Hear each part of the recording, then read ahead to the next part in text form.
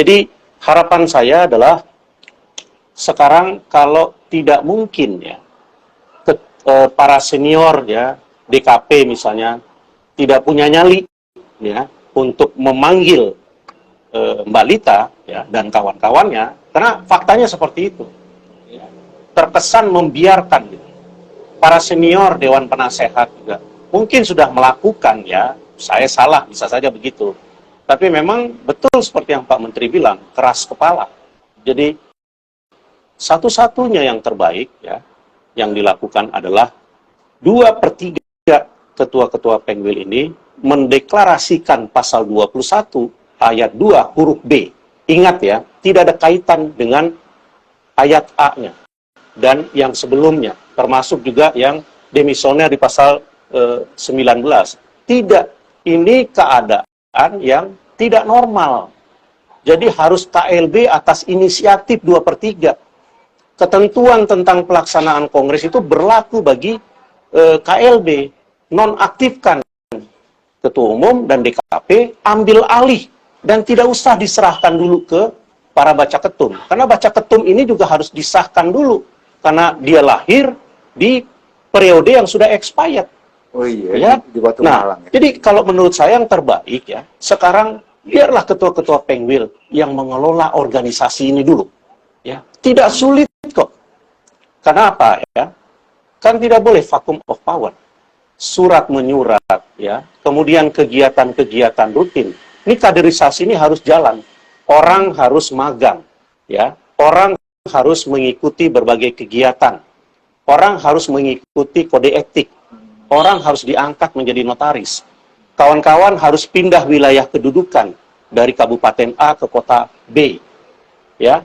Kawan-kawan yang sudah usianya 65 tahun, dia harus membuat rekomendasi perpanjangan untuk bisa 67 tahun.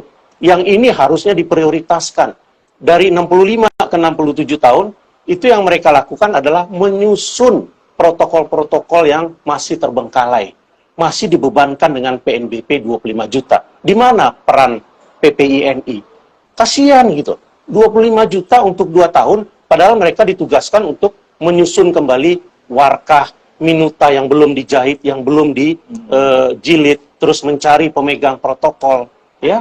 Nah, yang seharusnya tidak ada PNBP, nol harusnya, ya. Dan tidak boleh lagi birokrasi itu mempersulit.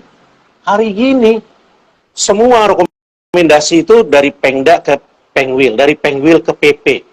Sekarang pertanyaannya, untuk rekomendasi perpanjangan, emang PP itu tahu anggota yang mau memperpanjang usia jabatan itu dia kerja yang benar atau tidak benar atau bagaimana? Nggak ada. Paling-paling di sana suruh beli buku ya atau suruh apa gitu kan. Nah, harusnya cukup di tingkat Pengda ya, karena Pengda lah yang bersentuhan langsung dengan anggota, keluarkan rekomendasi, lanjut ke MPD, stop sudah sampai di situ. Itu. Nah, menarik kalau misalnya diambil alih, bukan diambil alih ya, 2/3 melakukan kongres luar biasa. Berarti kan para ketua Penwil juga harus sudah menunjuk pejabat ketua Penwil.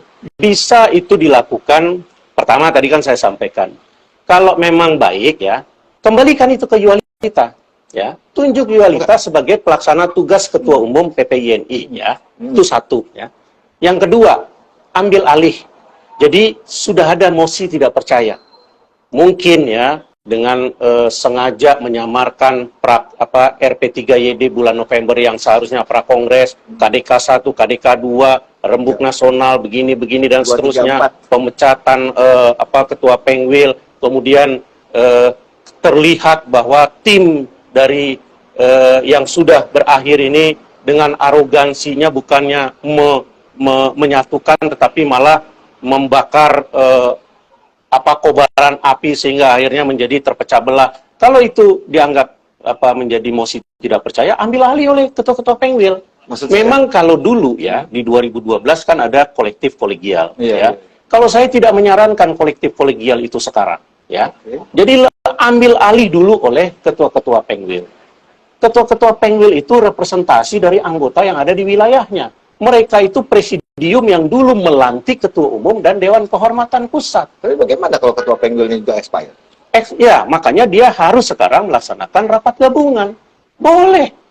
Sepanjang rapat gabungan itu memang memberikan kepercayaan kepada dia. Atau dianya sudah tidak mau lagi. Contoh misalnya, Jawa Tengah.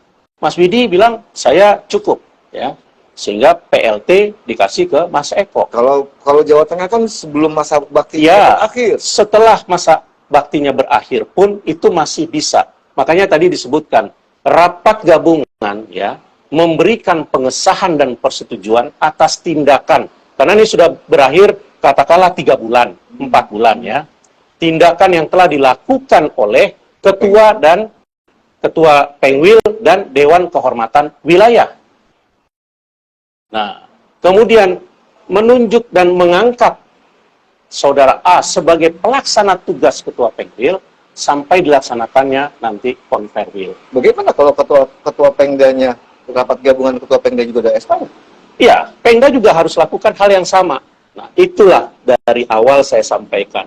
Dikatakan sukses berorganisasi itu yang ketiga, sukses periodisasi. Maksudnya taat dengan periodisasi. Ini akibat dengan ketidaktaatan itu. Cari pembenaran. Akhirnya dampaknya ke Pengwil. Terus yang ada mereka ketawa, lu Pengwil juga begitu. Harusnya kan PP itu mengajarkan. Dia harus menjadi tokoh gitu. Nah, ini yang mulai berkurang di organisasi kita. Saya lihat para senior gitu ya, mau selamat diri saya, atau misalnya mau membuat sesuatu dengan kelompok kecilnya saja. Sementara mereka tahu yang seharusnya ini kita ini banyak. Libatkan dong orang banyak, libatkan dong kawan-kawan daerah. Jangan dengan sekelompok terus langsung memplot diri, kita bentuk forum komunikasi Pengwil INI se-Indonesia. Memangnya ada itu di dalam ADART. Ya, ada kok suratnya, saya nggak tahu pasti mungkin saya salah gitu kan. Nah, terus itu asalnya dari mana? Hanya dari sekelompok kecil orang. Apakah itu wajar apa tidak? Ya kan ini juga menunjukkan arogansi. Ya kan?